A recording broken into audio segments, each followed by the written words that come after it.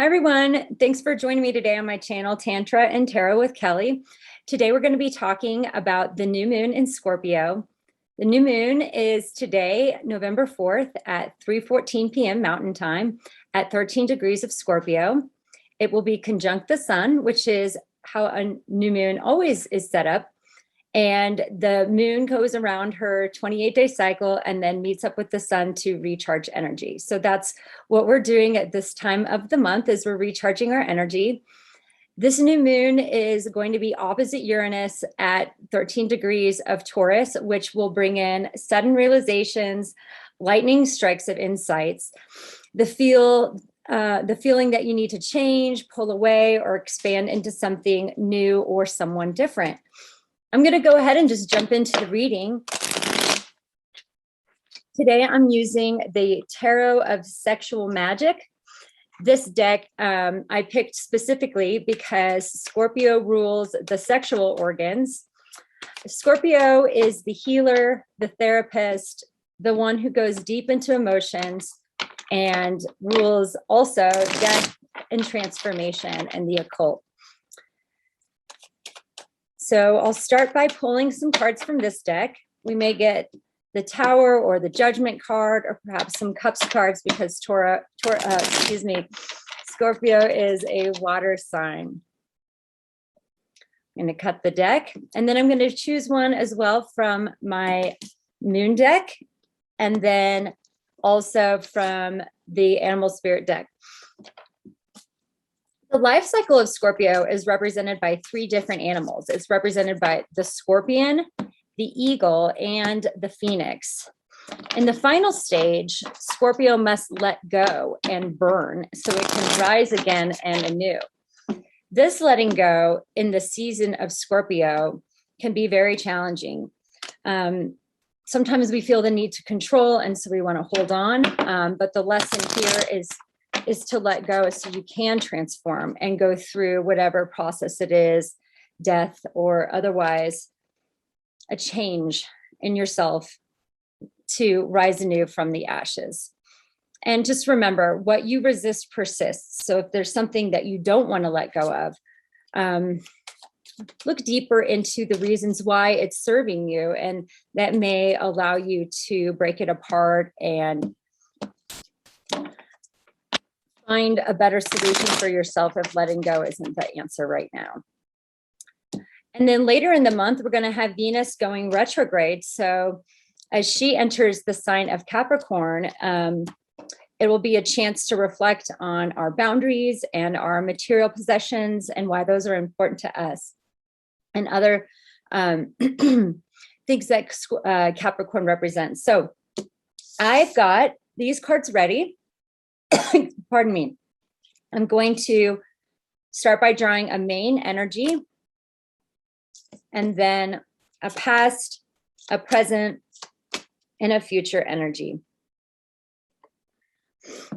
So the main energy I have is the Eight of Cups, which in some decks is called letting go. The past energy I have is the Fool card.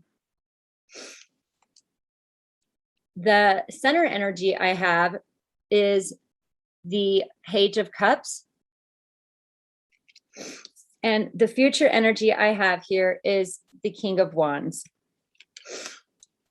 The two animals I have are the gazelle and the fish. And the moon cards that I drew, I have Don't Let Pride Get in Your Way, full moon in Leo, and Your Hard Work is Paying Off, new moon in Capricorn. So how do I think these relate to the new moon in Scorpio that we're having here today? Well, the need to let go, walking away from what it is that you may have built in the past. The Eight of Cups sometimes isn't the easiest energy, because that means that in order to move into that next stage, you have to say goodbye to something that you may have built in the past. The emotional energy that's tied up in what you built can be very powerful. It can hit you at your deepest emotion, and maybe it's just a little too heavy. So you need to move forward, to find the other cup, to serve yourself. And that can be difficult. And saying goodbye or moving or transforming into that next side of yourself can be something that is emotional, that you need to grieve. And although there is joy in the future, the unknown is what you're walking into at this point. The Fool doesn't have any baggage. That's what makes him the Fool. There's nothing but just a small pack, perhaps with lunch, and just the lightness of his footsteps to move forward. Sometimes in the Fool card, he's walking off of a cliff.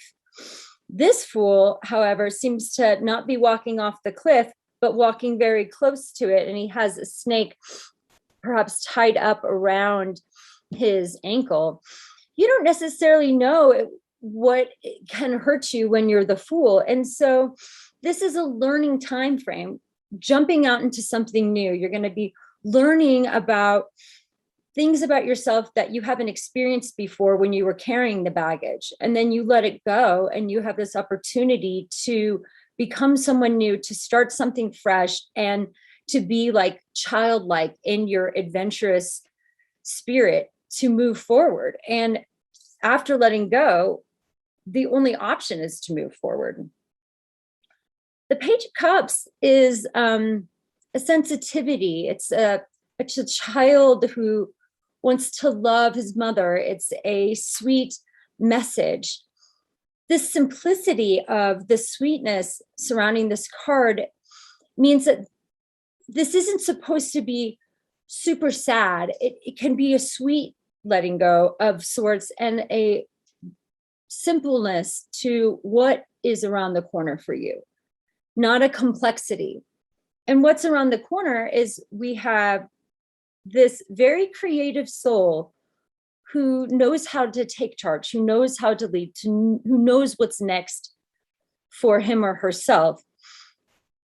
This King of Wands is actually a Leo. It's someone who has that strength to be the lion in their life, to move forward fearlessly, to not worry about what other people think, and to be proud of whatever it is that you need to do for yourself at this time. Our new moon in Capricorn, like I said, we have Venus moving into Capricorn, states that we're going to have to work hard for what it is that we want. Capricorn is the worker of the zodiac, and he works very hard. And that means that we just got to put our nose to the grindstone and do the next best thing. Walking away from what doesn't serve you, letting go, and then starting fresh and working hard at that new fresh start. The two animal cards that we have for today is the fish and the gazelle. Let's talk about the gazelle first. The gazelle moves with such grace and speed.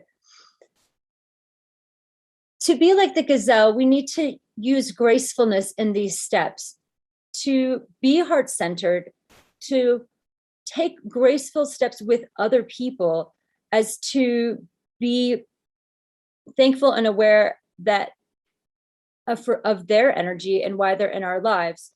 So being graceful with others, even if you're saying goodbye, is really key. And maybe we have to say goodbye to people that we didn't want to say goodbye to. And there's a grace in the mourning of that situation. The fish can produce some slippery relationships. And so if things feel a little bit slippery right now, or you're moving through things rather quickly in the current, focus on this new lunar energy here. You've got this new moon here for the fish, and set some intentions for yourself surrounding what's most important for you right now. And in the areas of your life represented by Scorpio, the death, the transformation, the rising from the ashes, find answers in this lunar cycle that support you for those transformations that you may be going through at this time. I encourage each of you to take a look at the meditation videos that are at the end of this reading, and try one out for yourself, getting into the body and breathing through this time can be very helpful as things start to move quickly into the holiday season. There's also a eclipse coming up in Taurus towards the end of this month. And so there are going to be a lot of endings and new beginnings. So be ready for those and be like the Fool, drop the baggage and move forward with lightness in your step. I hope everyone has a lovely new moon, and thanks for watching.